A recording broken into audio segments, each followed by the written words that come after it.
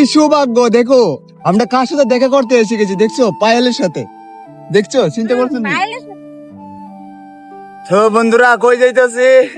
তো যাইতাছি বাজারও, বুঝছো নি? আমরা মনোজ পুরো টিকিট কমাইবো ওখানে।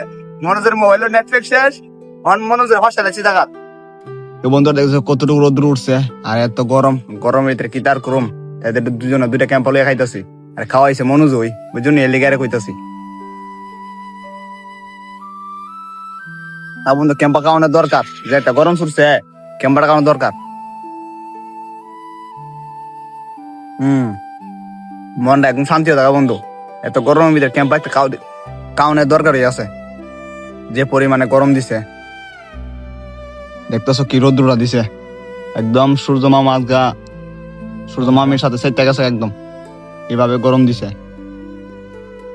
তো বিকেল বেলা তারপরে গেছিলাম বন্ধুর লগে টি শার্ট কিনতো। তো বন্ধু কইতেছে দুর্গা পূজা আয় পড়ছে, চলকে দুইটা টি শার্ট দিকে।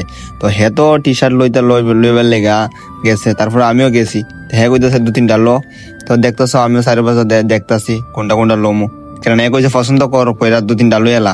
তো আমিও দেখতাছি কোনটা লোমু। তো দেহ বন্ধুরা এনে কালারে শার্ট পরে রয়েছে, কোনটা কত দাম মালিক রে কইলে যেখানে যাবো।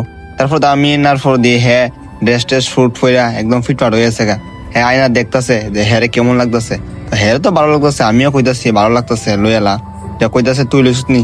হ আমি লইতাছি। তো বন্ধুরা কেমন লাগছে কমেন্টে জানাইও।